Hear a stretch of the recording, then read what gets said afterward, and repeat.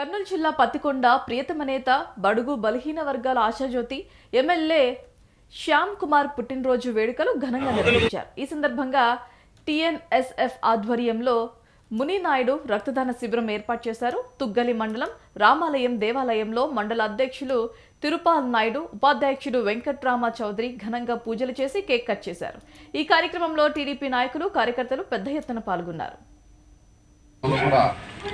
ఈరోజు మరి మండల వ్యాప్తంగా అదే పత్తికొండ నియోజకవర్గ వ్యాప్తంగా